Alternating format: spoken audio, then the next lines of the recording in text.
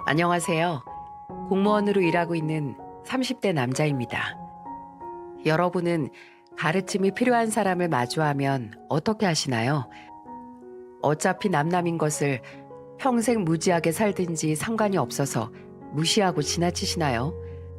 아니면 마음을 다하고 정성을 다하고 사랑으로 사람을 가르쳐라, 아니면 사람을 잃게 된다는 말처럼 상대를 위해서 또 나를 위해서 내 능력이 닿는 곳까지 도움을 주시나요? 저희 어머니는 후자였습니다.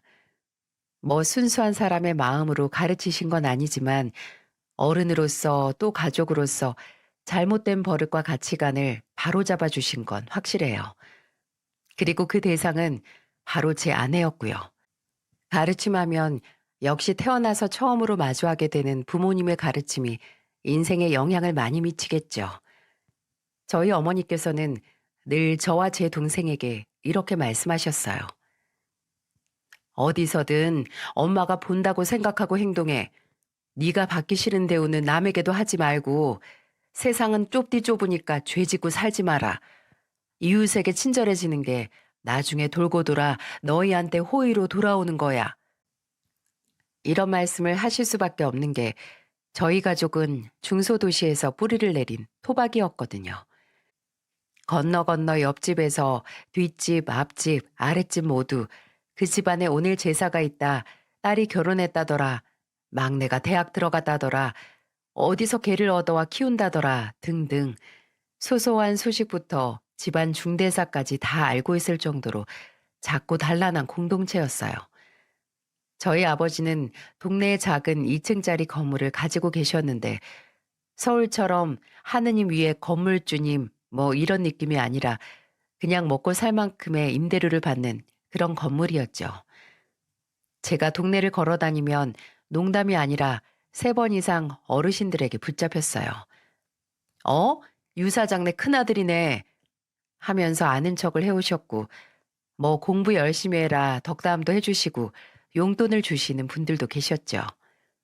그 정도로 옆 동네까지 얼굴 모르는 사람이 없을 정도로 관계가 끈끈했어요.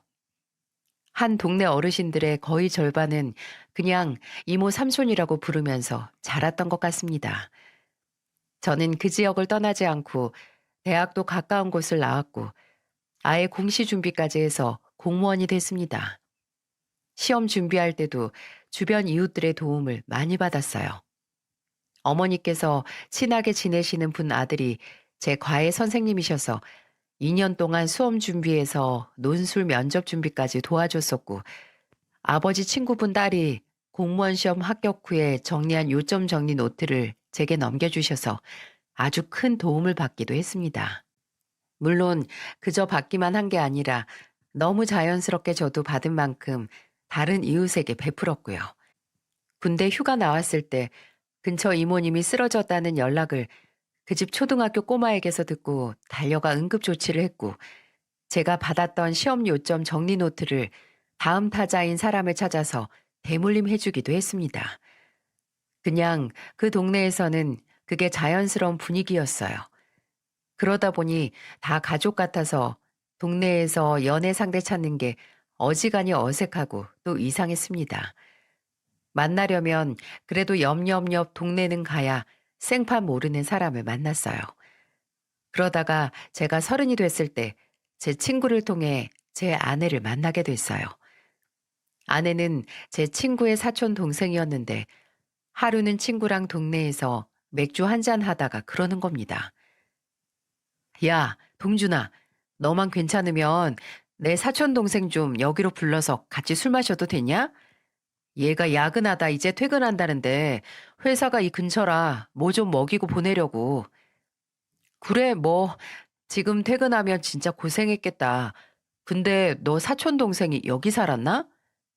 아, 둘째 삼촌네 딸인데 원래 서울에서 취업해서 한 6년인가 7년인가 있다가 몇 달 전에 다시 여기로 왔어. 뭐 버티다 버티다 온 모양이더라고. 애가 원래 엄살이 심하기도 한데 또 안쓰럽기도 해서 종종 불러서 뭐라도 좀 먹이고 있어. 그렇게 만난 제 아내는 첫인상이 참 도시적이라는 거였어요. 세련됐다고 해야 하나? 제가 표현하는 데는 영 재주가 없어서 딱 알맞은 단어를 찾지는 못했지만 아무튼 굉장히 도도한 이미지였습니다. 친구의 말대로 아내는 자리에 오자마자 사촌 오빠인 친구 옆자리에 앉아서 우는 소리를 시작했어요. 원래 사람은 반대 성격의 사람에게 끌린다고 하잖아요. 제가 장남이라서 왠지 뭔가 철딱선이 없고 막내 같은 이미지의 아내에게 첫 만남부터 끌리고 있었습니다. 아마 늘 같은 사람만 마주치는 동네에서 새로운 사람을 만났다는 것도 한 몫을 했던 것 같네요. 저희는 그 후로 몇 번 더 만났었고 연락처까지 교환한 후에 더 가까워져서 연인 사이로까지 발전할 수 있었어요. 아내와의 연애는 하나부터 열까지 아내가 제게 와서 힘들다는 푸념을 늘어놓으면 제가 살살 달래주는 걸로 끝이 났죠. 그때는 그 넋두리도 제게는 귀여운 애교로 보였고 또 저를 많이 의지하고 또 편하게 생각해서 이러는가 보다 하는 생각에 기분이 좋아지기도 했어요. 그리고 약 2년 정도 되는 연애 끝에 결혼 준비를 했을 때 아내의 뭐든 쉽게 징징거리는 성격의 근원을 볼 수 있었습니다. 바로 장인어른과 장모님이 그 원인이었어요. 결혼 전 처가에서 초대를 해주셔서 인사를 드리러 간 적이 있었는데요. 아내는 처가에 들어가자마자 30이 아니라 3살짜리 아이가 됐어요. 아내가 외동딸로 애교도 많고 집안의 귀염둥이인 건 알고 있었지만 이 정도일 줄은 몰랐습니다. 일단 다 같이 식사를 하다가 아내가 사례가 들려서 기침을 좀 심하게 했어요. 그랬더니 장모님께서 사색이 되시더니 휴대폰을 들면서 이러시는 겁니다. 아이고, 기침이 왜 이렇게 심해? 신영이 너 기관지염 도진 거 아니니? 아니, 엄마, 이거 사례예요, 사례. 아니, 그래도 무슨 사례가 이렇게 심해? 안 되겠다. 구급차 불러서 병원 가보자. 유서방 미안하네. 얘가 어려서부터 기관지가 안 좋아서 기침 조금만 해도 심장이 아주 철렁거려. 엄마, 나 이제 괜찮다니까. 진짜 사례야. 그래도 혹시 모르니까 가서 검사하는 게 낫지 않을까? 아유, 아빠까지 왜 이래. 정말 괜찮다니까요. 또 아내가 식사 후에 다 같이 먹을 과일을 깎으려고 하자 장인어른이 바로 뺏어서 직접 깎기 시작하셨고요. 아내가 찬장에 있던 커피잔 꺼내서 먼저 설거지를 하고 커피를 내리려고 했는데 장모님께서는 그것도 못하게 만류를 하시고 아내를 거실로 내보내시더라고요. 직접 하신다고요. 제 동생이 저보다 8살이 어린데 그렇게 사랑을 받고 자란 막둥이인 동생도 어렸을 때만 막둥이 취급, 철부지 취급받았지 중학교 올라가면서부터는 부모님께서 그냥 방임해서 키우셨거든요. 그래서 그런지 참 신기하더라고요. 그때까지만 하더라도 그냥 정말 사랑 많이 받고 자랐구나. 그래서 그렇게 밝고 애교가 많은가 보다. 라고만 생각을 했죠. 또 그런 과보호와 관심이 그럴 수밖에 없다고 생각을 한 게 아내의 사촌 오빠인 친구에게 처가의 슬픈 과거에 대해 먼저 들었거든요. 초등학교 시절의 아내에게는 친오빠가 한 명 있었다고 해요. 친구도 20년이 넘게 흐른 지금도 기억이 난다고 하더라고요. 아내의 오빠는 초등학교 2학년 때 소아암에 걸려 세상을 떠나버렸고 자식 하나를 몹쓸 병으로 잃은 장인어른과 장모님은 그 후로 하나 남은 딸인 아내에게 온 신경과 애정을 쏟아 키우셨다고 합니다. 아내가 조금만 아파도 집안이 난리가 났고 한 번은 아내가 어렸을 때 놀이터에서 잠깐 사라진 적이 있었는데 장모님께서는 졸도하셨다고 해요. 그 사연을 듣고 나니 장인어른과 장모님의 과보호가 과하다는 생각보다는 참 쓸쓸하고 안타깝다는 생각뿐이었어요. 그리고 먼저 떠난 오빠의 몫까지 사랑받고 자란 아내의 애교는 장인어른과 장모님에게만 국한된 게 아니었어요. 결혼 후 저희 부모님께도 마치 친달처럼 스스럼 없이 다가갔어요. 특히나 저희 아버지와 사이가 좋았죠. 저희 어머니께서는 좀 무뚝뚝하신 편이시거든요. 근데 평생 딸을 원했는데 시커먼 아들만 둘 태어나 실망하고 살았던 저희 아버지께 딸 같은 며느리의 등장은 아주 특별한 일이었습니다. 저와 아내의 신혼집과 저희 부모님 댁은 걸어서 5분 정도의 거리로 아주 가까웠거든요. 근데 아내는 금요일 밤부터 일단 퇴근을 저희 부모님 댁으로 했어요. 아내가 퇴근 시간이 지나도록 집으로 안 오고 연락도 안 된다 싶으면 백발백중 저희 부모님 댁에 있는 거였어요. 아내의 넉살은 참 보면 감탄만 나왔어요. 일단 부모님 댁 현관에 들어가면서부터 목소리가 한 옥타브는 올라갔어요. 아버님, 어머님, 신영이 왔어요. 아버님표 껍데기 볶음 먹고 싶은 신영이 왔습니다. 저희 아버지가 요리를 잘하셨거든요. 아내는 늘 그런 아버지께 오늘은 뭐가 먹고 싶고 내일은 뭐가 먹고 싶을 예정이다 라고 먹고 싶은 걸 해달라고 잘 했어요.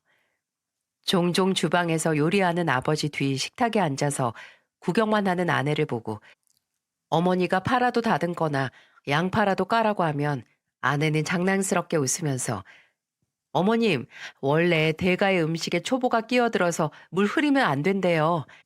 저 같은 초보가 괜히 실수했다가 아버님 음식 망치면 어떡해 해요? 라고 했어요. 그럼 어머니는 헛웃음을 치시면서 고개를 절레절레 저으셨죠. 또 아내는 결혼 후 징징거리는 대상을 바꿨어요. 저에서 저희 아버지로 말이죠. 회사에서 힘들고 억울한 일이 생기면 어김없이 저희 부모님 댁에 가서 아버지가 해주신 안주와 함께 술을 한잔 하면서 아버지 앞에서 푸념을 늘어놨죠. 진짜 못됐지 않아요? 최대리 그 인간 매번 상황에 맞춰서 말을 바꾼다니까요. 무슨 장단에 맞춰서 트위스트를 추라는 건지 그 인간하고 일하다가 한번 진짜 사고 칠 것 같아요. 아이고, 누가 우리 신영이를 이렇게 힘들게 하노? 이 시애비가 그 최대리란 인간한테 가서 한 대 콱 지어박아 줄까? 네, 아버님이 혼내주세요. 다른 사람들이 보면 며느리로서 아내가 좀 경우 없고 버릇없이 군다라고 할지 모르지만 아버지는 그런 아내를 정말 아끼셨어요. 정말 그렇게 원했지만 없었던 딸이 생긴 것처럼 소중히 여기셨습니다. 그걸 증명하는 게 바로 아내의 보쌈집이었죠. 결혼 생활 3년이 지나갔을 때 아내와 제게는 눈에 넣으면 아프긴 하겠지만 시도는 해볼 수 있는 예쁘고 힘이 넘치는 2년 터울의 딸과 아들이 생겼습니다. 아내는 둘째인 아들을 낳고 육아 휴직의 시간을 보냈는데요. 늘 입에 제발 이 순간이 안 끝났으면 좋겠다라는 말을 붙이고 살았어요. 회사에 복직하기 싫다는 아내에게 그럼 그만두고 쉬면서 다른 적성을 찾아보거나 아니면 아예 애들 좀 클 때까지 집에 있는 게 어떻겠냐고 제안을 했죠. 그랬더니 아내는 공무원 월급으로 집 대출 이자랑 애들을 어떻게 키우냐고 직장이 아무리 더럽고 치사해도 일을 그만둘 수는 없다고 말을 하더라고요. 맞는 말이긴 했지만 제가 보기에 아내는 가정주부보다는 모든 일을 하는 게 체질에 맞는 사람이기도 했습니다. 그저 일을 할 회사를 잘못 고른 거였죠. 그런 아내에게 구원의 손길을 뻗은 건 바로 아버지였어요. 아버지는 둘째가 3살이 됐을 때 아내에게 건물 1층 자리를 내어주시면서 원하는 가게를 하라고 하셨죠. 그동안 아내가 다니기 싫은 직장을 꾹 참고 다니는 걸 보면서 늘 마음 한켠이 안 좋았고 또 건강하고 예쁜 손주들 만나게 해준 것에 대한 보답이라고 하시면서 말입니다. 진짜 친딸이라고 생각을 안 하시면 어찌 이런 배려를 해주실 수 있겠어요? 아내는 아버지의 제안을 3번이나 되물으면서 믿지를 못하더라고요. 그리고 끝내 아버지 건물 1층에 아내는 임대료도 하나 없이 전적인 지원까지 받아 보쌈집을 열 수 있었습니다. 오픈날 솔직히 아내는 저랑 결혼하는 순간보다도 더 기뻐하는 것 같았어요. 아내는 아버지의 응원과 도움에 전적으로 보답하겠다고 꼭 식당을 성공적으로 운영할 거라고 하면서 각오가 대단했네요. 초기에는 아침에 나가서 재료 준비하고 밤 10시에 마감까지 하고 오느라 잠도 제대로 못 자고 일했어요. 아무리 직원이라도 장사 초반부터 남한테 소중한 가게를 맡길 수 없다고 잠을 줄이고 몸을 혹사시켜가면서 일했습니다. 식당으로 성공을 해서 아버지 건물에 빌딩을 올리겠다고 호언장담을 했거든요. 그리고 아버지 또한 식당 오픈 후에도 응원을 아끼지 않으셨어요. 무슨 모임만 있다 하면 늘 아내의 식당에서 단체 회식을 하셨습니다. 1차도 2차도 3차도 한 장소에서 메뉴판에 있는 음식 돌려 시켜가면서 해결을 하실 정도니 며느리 사랑이 아주 대단하셨죠. 하지만 아버지께서는 아내가 호언장담했던 식당의 성공을 보지 못하셨어요. 그 누구도 상상도 못했고 또 상상도 하기 싫었던 일이 벌어진 겁니다. 비가 많이 오는 날 아버지께서는 교통사고로 세상을 떠나셨어요. 한순간에 저희 집안의 등대이자 그늘, 따뜻한 햇살과 같은 존재인 아버지께서 돌아가신 거죠. 이 사연을 보내는 지금은 아버지께서 돌아가시고 시간이 그래도 좀 지나서 괜찮아진 줄만 알았는데, 그래도 아직은 아버지 생각을 하고 입 밖으로 아버지 얘기를 하면 가슴에서 울컥하는 응어리가 일렁이는 것 같네요. 예기치 못한 사고로 어안이 벙벙하고 당장 남편을, 아버지를 못 본다는 생각에 제정신이 아닌 저희 가족은 그래도 장례식을 치러야 했기에 서로 똘똘 뭉쳐서 서로에게 의지하면서 아버지께서 마지막으로 가는 길을 배웅했어요. 물론 동네 주민들도 한 명도 빠짐없이 와주셔서 3일 내내 사람이 가장 북적거리는 장례식장이기도 했습니다. 근데 딱 한 명 자리를 지키지 않는 사람이 있었어요. 누군지 짐작이 가시나요? 바로 아내였습니다. 그렇게 아버지에게 없던 딸이었던 아내가 막상 아버지가 돌아가고 나니 가장 힘들어할 것 같았는데 오히려 장례식 자리도 제대로 안 지키고 심지어 가족들에게 말없이 자리를 비운 거예요. 전화도 안 돼서 처음에는 무슨 일이 생겼나 했는데 유유히 상복이 아닌 사복을 입은 아내가 들어오는 게 보이더라고요. 뭐야, 왜 전화가 안 돼? 어? 전화했었어? 아, 내가 가방에 넣어놔서 못 들었나 봐. 어디 갔다 오는 건데? 잠깐 식당에 좀. 왜? 무슨 일 있어? 사장이 본인이 하는 식당 가는데 이유가 있나? 그냥 무슨 일 없나 하고 가본 거지. 하, 그걸 꼭 지금 갔어야 하는 거야? 진짜 이해가 안 간다. 당신, 우리 아버지가 돌아가신 게 슬프기는 해? 무슨 말을 그렇게 해. 당연히 슬프지. 내가 아버님을 얼마나 좋아했는데. 좋아했다는 애가 말도 없이 별일 없는 식당에 가서 3시간이나 없어져? 아버지의 장례식에서 성의 없고 무관심한 모습의 아내를 보며 화가 났던 건 저뿐만이 아니었어요. 상복으로 갈아입고 장례식장에 있으면서도 구석에서 휴대폰하고 또 눈만 떼면 사라졌다가 잠깐 바람 쐬고 왔다, 편의점 갔다 왔다 하는 변명을 하는 아내를 보고 어머니 또한 언짢으셨나 봐요. 조문객들에게 음식을 나르다가 갑자기 쟁반을 그대로 두고 또 밖으로 나가려는 아내를 붙잡고 끝내 화를 내셨습니다. 신영아, 네가 아무리 떠난 네 시아버지랑 허물없는 사이였다고 해도 이건 경우가 아니지 않니? 내가 널 빤히 봤는데 어떻게 20분을 가만히 붙어있지를 못해. 안 그래도 오는 손님들 많아서 손 모질한데 네가 네 시아버지 제삿날에 이렇게 밖으로 나돌아야겠어? 내 남편이 너한테 이런 성의 없는 꼴 보자고 그렇게 잘해준 줄 알아? 적어도 기본은 해야지, 기본은. 그날이 아마 어머니께서 처음으로 아내에게 화를 내신 걸 거예요. 무뚝뚝하긴 하지만 화를 잘 내시는 분은 아니었거든요. 아내도 처음 보는 어머니의 모습에 놀라 그 후로는 잿빛이 된 얼굴로 장례식에서 한 발자국도 나가지 않았어요. 하지만 가장 큰 문제는 아내가 아버지의 죽음 후로 점점 변해갔다는 겁니다. 마치 세상에 있는 온갖 굳은 일을 혼자 하는 양 행동하더라고요. 식당이 자리를 잡고 나서 출근 시간이 늦춰진 아내는 출근 시간이 빨랐던 때보다 더 아나무인으로 굴었습니다. 일단 마감하고 퇴근하고 집에 들어오면 그대로 몇 시간을 소파에 누워 있었어요. 아무래도 퇴근 시간이 저보다 늦은 아내를 위해 제가 퇴근하면서 애들 하원시키고 집으로 돌아와서 밥 먹이고 씻기고 잘 준비를 시키거든요. 그리고 집에 오면 원래 애들 재우고 내일 어린이집 갈 준비까지 마치는 게 아내의 몫이었어요. 근데 이제 그것도 안 하려고 하는 거예요. 제가 당연한 수순처럼 퇴근하고 바로 소파에 누워서 휴대폰 하는 아내에게 말했습니다. 여보세요? 혜원이 진우 엄마. 빨리 씻고 애들부터 재워. 애들이 엄마가 책 읽어준다고 기다려. 아, 나 너무 힘들어.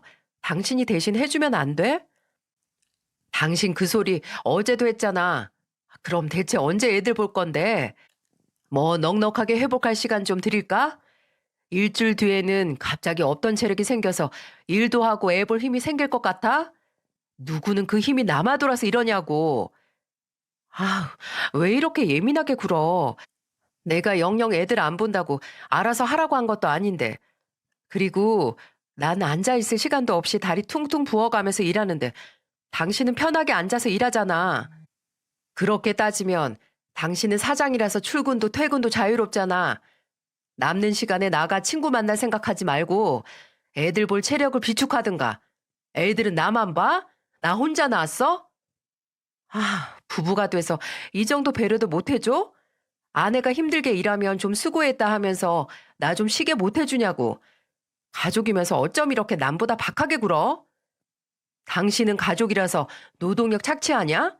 그리고 당신이 일할 때 난 뭐 놀았어?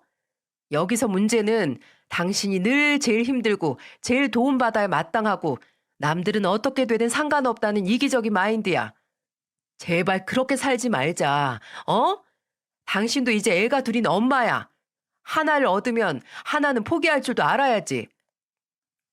그러다가 여기 사연을 보내게 된 결정적인 사건이 터졌어요. 아마 이 얘기를 들으시면 저를 허수아비 취급하실 수도 있겠다는 생각이 드네요. 하루는 아내 식당과 계약해서 받아오던 김치에 중금속이 나왔다는 걸 알게 됐어요. 아내는 바로 그 김치 업체와 계약을 파기했고 혹시나 또 다른 업체와 계약을 했을 때 문제가 일어날까 초조해했어요. 그러다가 아예 김치를 담가야겠다는 말을 하더군요. 근데 김치를 담그는 대상이 아내가 아니었습니다. 어머님한테 연락드려야겠다. 김치 한 200포기만 해달라고. 뭐? 아니, 그걸 왜 우리 엄마한테 부탁을 해? 당신 식당 사람들하고 하든가 아니면 다른 업체를 찾든가 해야지. 당신 가만 보면 아버지도 그렇고 우리 부모님 되게 부려먹어. 난 우리 어머님 김치만큼 맛있는 김치를 먹어본 적이 없단 말이야. 당신 김장 안 해봤지? 그게 얼마나 손이 많이 가고 힘든 건 줄 알아? 힘쓰는 일이 많아서 나랑 희준이도 매번 가서 도와드렸어. 50포기 하는 것도 하루 종일 고생해야 하는데 200포기가 말이 돼? 왜? 어머님 동네에서 김장 같이 하는 물이 있다고 했잖아. 그분들이랑 같이 하면 되겠네. 그리고 설마 내가 꽁으로 해달라고 하겠어? 다 재료비랑 수고비랑 드리고 하는 거지. 비즈니스적으로다. 어머님한테 여쭤보고 안 하신다고 하면 그때 포기할게. 이 고집을 누가 꺾을까요? 아내는 끝내 어머니께 무려 200포기나 되는 김장김치를 해달라는 부탁을 했고 어머니께서는 그 부탁을 수락하셨어요. 싱글벙글 웃으면서 제게 어머님이 해주신다고 했다?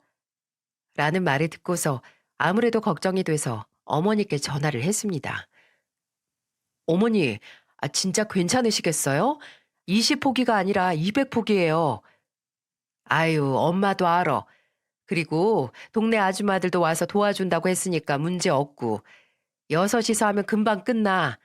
신영이가 일당 톡톡히 준다고 했으니까 그거 아줌마들이랑 비자금으로 노나 가져야지. 며칠 후 아내는 오늘 어머님 김장 끝나서 가서 실어 왔다고 너무 맛있다고 하더라고요. 오늘 식당에서도 손님들 몇 명이 김치 어디서 산 거냐고 직접 한 거냐고 물어봤는데 역시 어머님 솜씨는 녹슬지 않는다.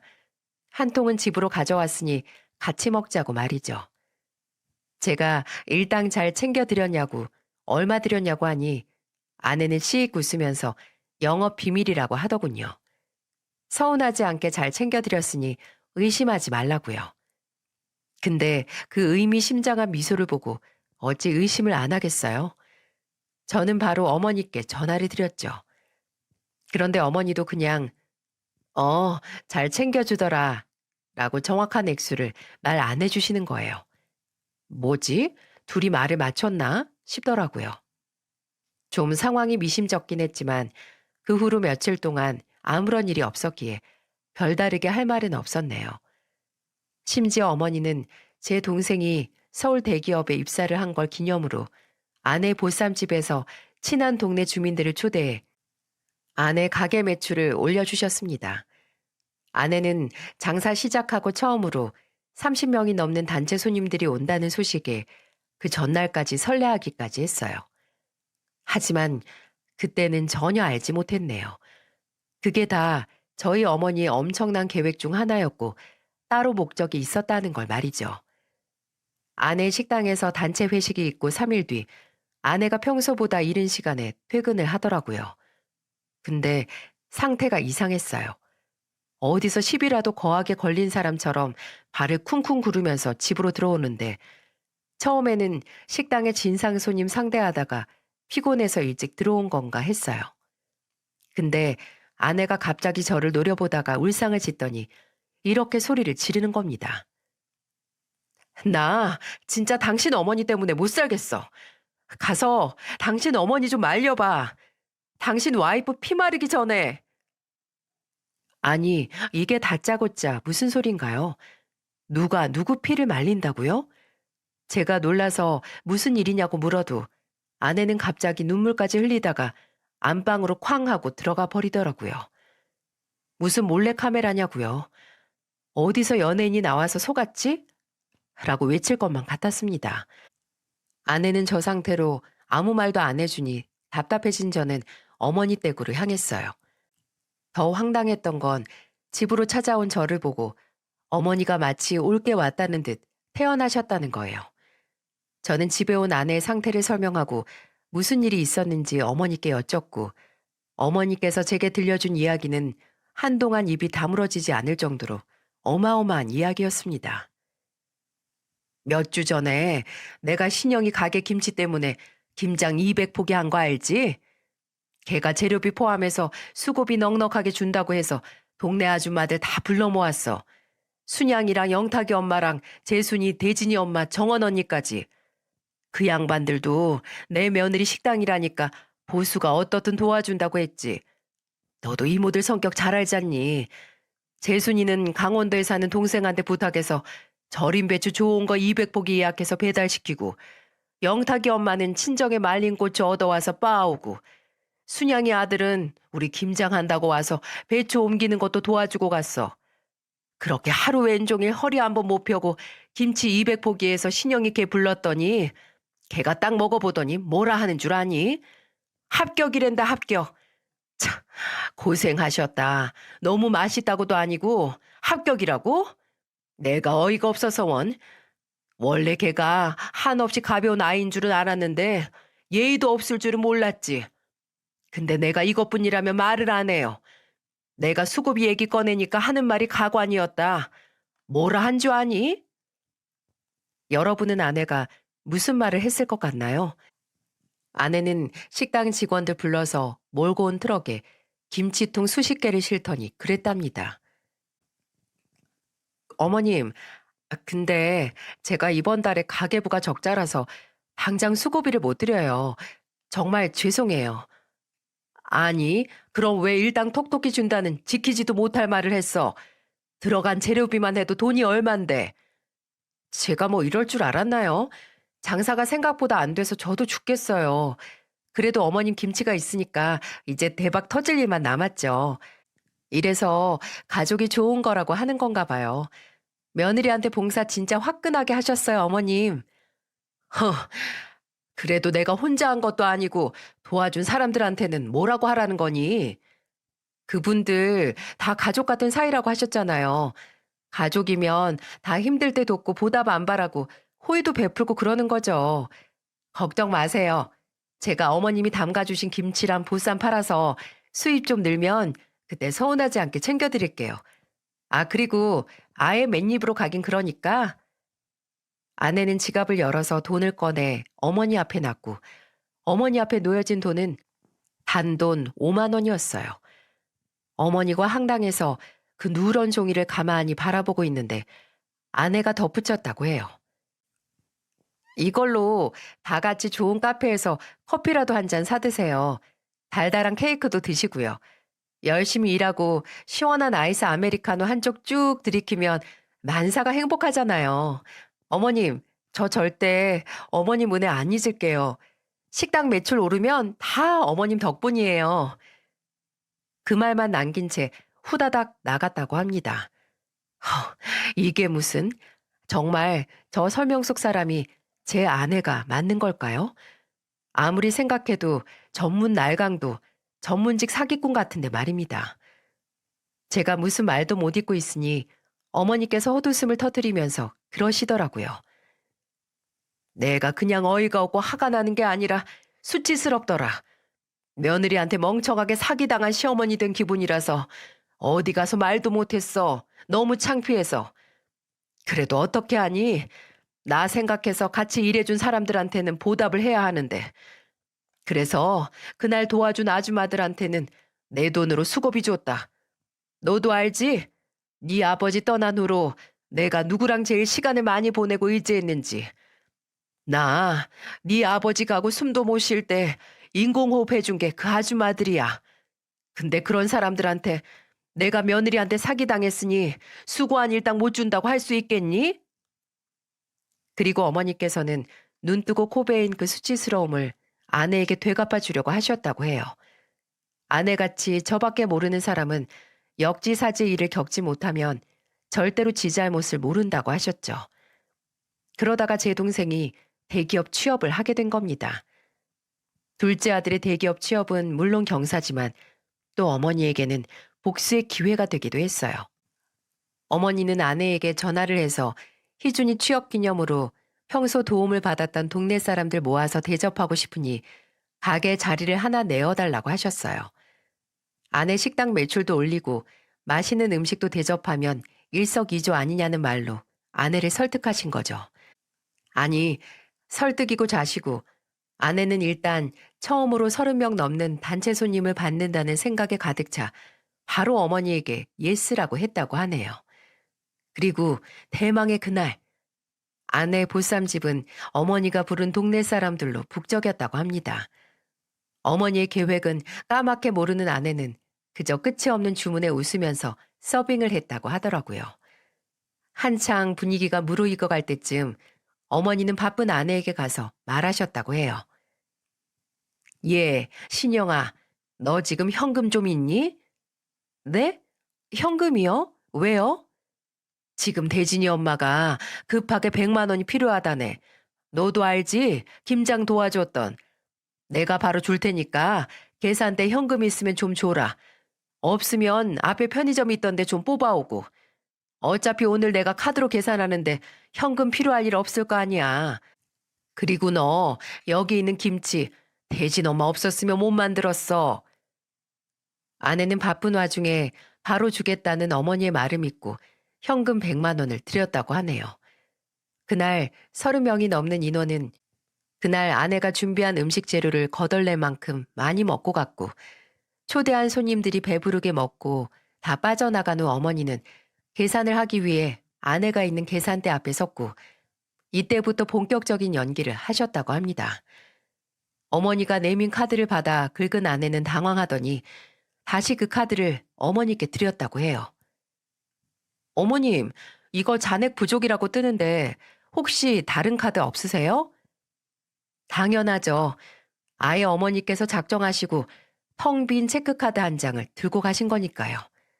하지만 어머니께서는 혼신의 놀란 연기를 하면서 이렇게 말씀하셨다고 합니다. 어머 어쩌니? 그것뿐인데. 아유 내 정신 좀 봐라. 희준이 서울 간다고 자취방에 필요한 물건 사라고 이 카드 줬었는데 신영아 내가 당장은 없고 3일 뒤에 주면 안 되겠니? 네? 3일이요? 그래. 왜? 너 뭐 급하니? 너 내 김치 덕에 장사 잘 될 거라고 금방 돈 벌 거라고 했잖아. 걱정 마라. 내가 3일 뒤에 줄 거고 너도 금방 내 김치 맛 소문나서 돈 벌 거니까. 어머님, 그럼 꼭 3일 뒤에 아까 빌려간 100만 원이랑 같이 주셔야 돼요. 저 진짜 나갈 돈이 많아서 그래요. 그래, 알았어. 아유, 정말 웃긴다. 누가 보면 임대료 내면서 장사하는 줄 알겠어. 다른 자영업자들은 임대료만 해결되면 걱정할 게 없다고 하던데. 넌 시부모 잘 만나서 장사하고 임대료 한 번을 내본 적이 없는 애가 이렇게 매일 발동동하면서 장사하니? 마음의 여유 좀 챙기렴. 어머니께서는 3일 뒤 손님들 대접한 음식값을 지불하겠다고 하셨고 아내는 그 말을 믿었죠. 마치 김장을 하며 수고비를 준다고 한 아내의 말을 믿은 어머니처럼 말이죠. 어머니는 계획대로 약속한 3일까지 아내에게 약속한 돈을 보내지 않았고 어머니가 연락마저도 받지 않자 불안한 아내는 평소보다 일찍 퇴근을 하고 어머니 댁으로 찾아왔던 겁니다. 어머님, 왜 전화를 안 받으세요? 어? 아우, 전화했었니? 내가 요새 희준이 서울 가는 것 때문에 정신이 하나 없다. 오늘까지 외상값이랑 빌려간 100만 원 주신다고 하셨잖아요. 그런데 돈도 안 보내주시고 연락도 안 받으시면 어떡해요? 어머, 너 그것 때문에 이 시간에 온 거니? 장사도 안 하고? 아유, 이걸 어쩌나. 너도 알지? 희준이 이제 서울 가서 자취해야 하는 거. 근데 자식이 대기업 가는 효도도 했는데 부모로서 가만히 있을 수 없어서 전세금 좀 보태줬더니 당장 현금이 없구나. 아, 그럼 전 어떻게 하라고요? 당장 음식 재료값이랑 술값이랑 저희 집 생활비까지 나가야 할 곳은 산더미인데 그 돈까지 못 주신다고 하면 저 진짜 큰일 나요. 아무리 작아도 명색이 건물주인데 돈 몇백이 없을 수 있어요? 예, 하루 매출 때문에 당장 큰일 나는 거면 장사 접어야지. 그리고 건물주여도 내가 그 임대료를 다 받는 게 아니잖니. 며느리 너한테는 쭉 안 받고 있으니까. 우린 가족 아니니? 힘들 때는 돕고 보상도 바라지 않으니까 네 시애비도 그렇고 나도 너한테 임대료 안 받는 거잖아. 안 그래? 어머니, 설마 그때 그 김치 때문에 이러시는 거예요? 아, 진짜 유치하게? 더 유치하게 해줄까? 너 지금 장사하는 거 다 누구 덕분인데. 죽은 네 시애비가 앞으로 하고 싶은 거 편한 마음으로 하면서 돈 벌라고 도와준 건데 시애비가 죽고 나니까 입 싹 닫고 그 식당에서 파는 김치를 시애미한테 무일푼으로 뜯어가? 예, 내가 살다 살다 너처럼 오로지 받기만 하는 이기적인 애는 처음이다.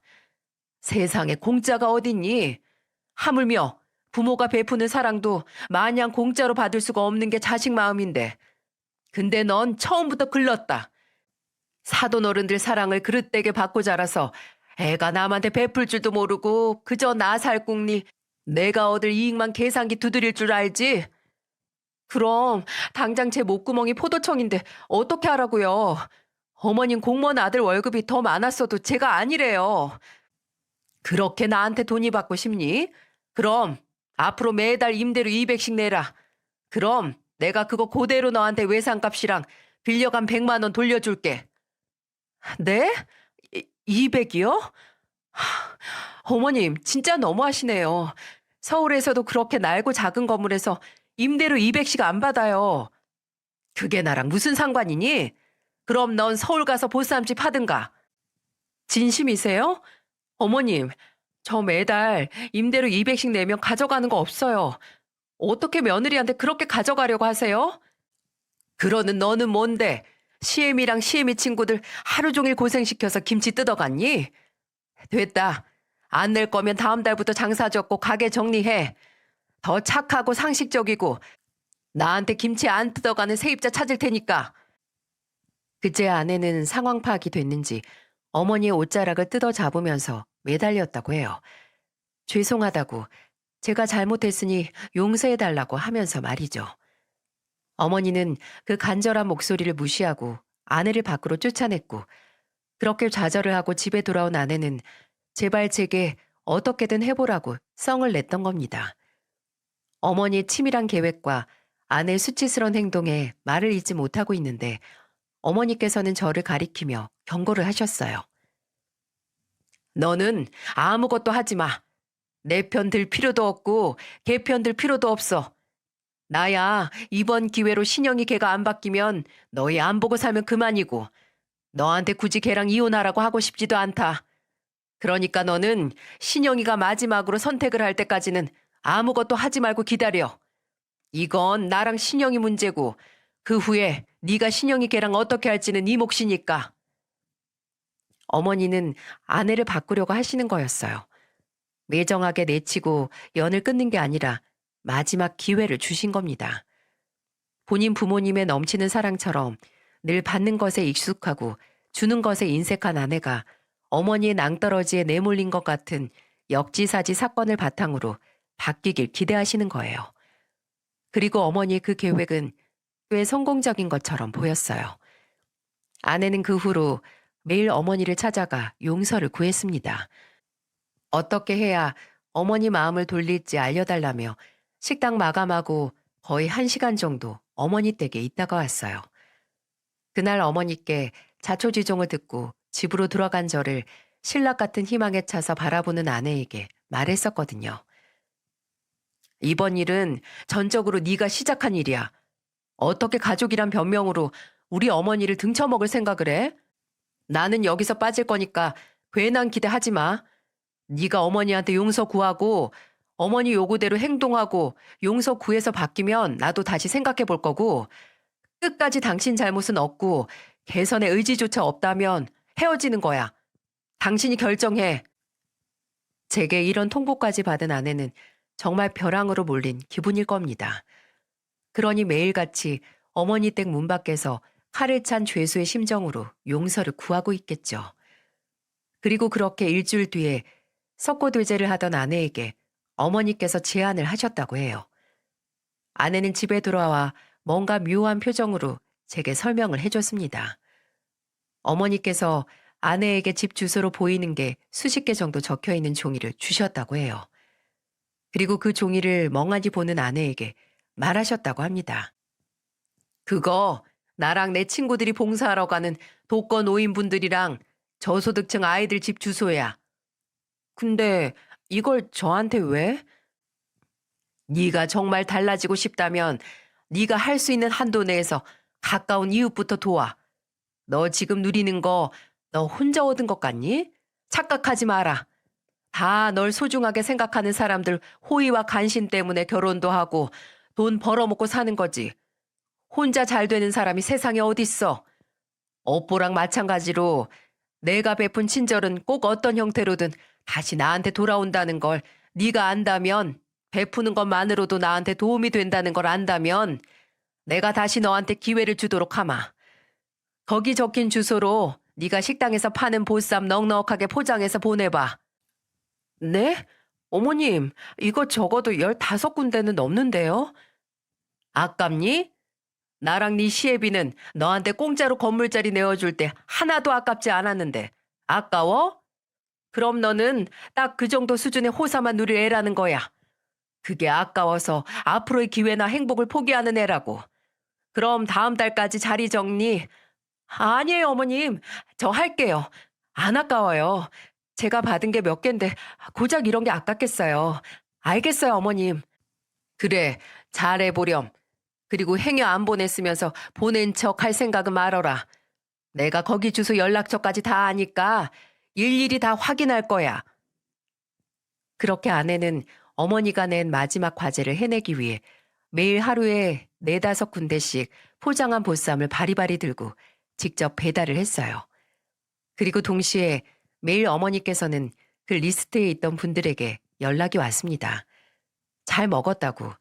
그리고 며느님이 참 예쁘고 친절했다는 내용이었어요. 어머니는 제게 그 말을 하시면서 그래도 가서 나 망신 줄 일은 안 했나 보네 라고 하시더군요. 아내가 어머니와 저의 신용을 얻으려고 고군분투한 지 거의 5일 정도가 됐을 때쯤 아내 가게 마감 시간이 지났는데도 아내가 집에 오지 않는 겁니다. 오늘도 어머니한테 사과드리려고 갔나 싶었는데 아내도 또 어머니도 전화를 안 받더군요. 그렇게 30분 후에 어머니께 전화가 왔어요. 어머니는 전화를 받자마자 지금 애들 데리고 신영이 가게로 오렴. 이라고 말씀하신 뒤 끊으셨습니다. 아니, 뭐 미리 설명 좀 해주면 어디가 부러집니까? 황당하긴 했지만 궁금하기도 하고 또 동시에 걱정도 돼서 자다가 깨서 칭얼거리는 애들을 어르고 달래서 아내 식당으로 향했어요. 그리고 그곳에서 술에 취한 두 고주망태들의 화합을 보고 말았네요. 어머님, 솔직히 어머님 친구분들 중에서 제일 젊어 보이세요. 피부도 아직까지 탱탱하시죠? 저 솔직히 대진이 어머님이 어머님보다 동생이라고 하셨을 때 표정 관리하느라고 혼났잖아요. 근데 그 탱탱한 피부에 주름 만든 게 신영이 너야, 너. 아이, 어머님, 저도 어머님 때문에 여기저기 새치 났잖아요. 우리 어머님 너무 무뚝뚝하고 또 제 말에 대꾸도 잘 안 해주셔서 제가 얼마나 무섭고 서운했는지 아세요? 예, 이건 내 성격이야, 성격. 널 안 좋아해서가 아니라 난 원래 누구한테든 그래. 아이, 원래 그런 게 어딨어요? 그리고 사람 마음이 표현을 안 하면 알 방법이 없는데 조금이라도 표현을 해야죠. 불이 절반 정도 꺼진 식당 구석에서 나란히 마주보고 술을 마시고 있는 어머니와 아내. 저는 그 묘한 광경을 보면서 천천히 그 둘에게 다가갔어요. 아, 뭐예요? 뭔데 이 시간에 애들까지 데리고 오라고 해? 남편. 어머님이 나 과제 다 했다고 같이 술이나 한잔 하자고 하셔서 마시고 있는 중. 알고 보니 아내는 그날 어머님이 내준 과제를 다 끝냈었고 그걸 안 어머니가 아내 식당 마감 시간에 맞춰 오셔서 술 한잔 하자는 제안을 하신 거죠. 뭐 확실히 한 잔은 아닌 것처럼 보였지만 어머니와 아내 둘 다 알코올로 속 안에 있던 앙금을 소독한 것처럼 보이긴 하더군요. 애들은 잠에서 깬 김에 신나서 텅 빈 식당을 뛰어다니면서 놀고 저는 어머니와 아내와 같이 앉아서 천천히 술의 힘을 빌려서 서로 하고 싶었던 이야기를 시작했어요. 그러다가 아내가 이런 말을 꺼내더군요. 제가 이건 정말 얘기하고 싶어서요. 아버님 장례식에서 제가 계속 자리를 못 지켰잖아요. 근데 그게 아버님이 덜 그립다거나 제가 아버님을 덜 좋아해서가 아니라 저는 원래 장례식에 잘 못 갔어요, 어머니. 가면 어렸을 때 우리 오빠 장례식 갔던 기억이 나서 영정 사진을 보면 꼭 오빠 얼굴이 기억나서 좀 힘들었거든요. 조문 오라는 연락받으면 늘 돈만 보내고 가지는 못했어요. 그냥 그렇다고요. 그것만 알아주세요, 어머님. 저 진짜 저희 아버님 좋아했어요. 저한테 희망을 주신 분이니까. 몇 년 동안 혼자 끌어안고 있었던 아내의 고백에 어머니의 표정이 묘해졌습니다. 어머니는 앞에 있던 절반 정도 남아있던 술잔을 가져가 마시더니 말씀하셨어요. 그래, 알겠어. 신영이가 먼저 간 양반을 참 좋아했지. 이제는 알지. 말해줘서 고맙다, 신영아. 대화라는 게 그냥 일상적이라서 별것 아닌 것처럼 느껴지는데 뭉치고 뭉쳐서 도저히 엄두를 못 내는 꼬인 오해를 풀어지게 해주는 힘이 있다는 걸 새삼 깨달았네요. 이 사건 후로 아내는 달라졌습니다. 받는 걸 당연시 여기지 않고 주는 걸 두려워하지도 않았어요. 한 달에 한 번씩 무료로 아내의 가게에서 보쌈 세트 대짜리를 먹을 수 있는 쿠폰을 혼자 만들어서 어머니께서 계시는 봉사회에 등록된 저소득층 아이들에게 나눠줬습니다. 또 매달 용돈 겸 또 임대료를 안 받으시는 어머니에게 성의의 표시로 50만 원씩 드리고 있어요. 어머니는 원래 평생 너한테는 임대료 받을 생각 없었다. 먼저 간 남편의 뜻인데 어떻게 그걸 바꾸겠냐고 그냥 너 겁먹게 하려고 한 소리라고 했지만 그래도 아내는 조금이라도 성의 표시를 해야 본인도 이게 당연한 게 아니라는 걸 자각하면서 살 것 같다고 받아달라고 했네요. 하지만 어머니께서 어디 그 돈이 필요한 분인가요? 그 돈은 항상 모으셨다가 손자들 간식이나 장난감, 필요한 학용품을 사는 데 쓰시고 나머지는 적금으로 묶어서 나중에 애들 학교 다닐 때 학원비로 쓰라고 주신다고 하셨어요. 이게 선의 순환고리가 아닌가 싶습니다. 친절에는 바이러스와 같은 감염 효과가 있는 거 아시나요? 왜 누가 내게 기분 좋은 호의를 베풀면 나까지 기분이 좋아져서 다른 사람들에게 쉽게 친절하게 굴 수 있어지잖아요. 내게 베풀어진 친절을 당연하게 그냥 흡수만 하지 않고 남들에게 반사하면 언젠가는 나비 효과처럼 더 큰 친절이 나를 찾아오는 것 같습니다. 몇 주 전에는 아내와 애들과 그리고 어머니를 모시고 가족 여행을 갔다 왔어요.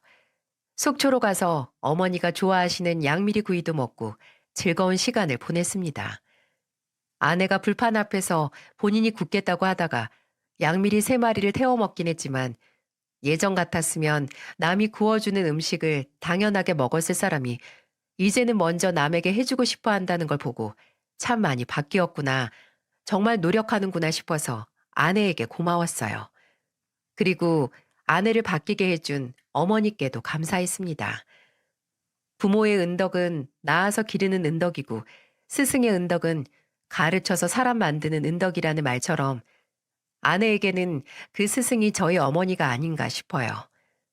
이야기를 들어주신 여러분께서도 꼭 인생에서 참된 스승을 만나는 기회와 또 누군가에게 가르침을 주는 스승이 되는 기쁨이 찾아오길 바랍니다. 감사합니다.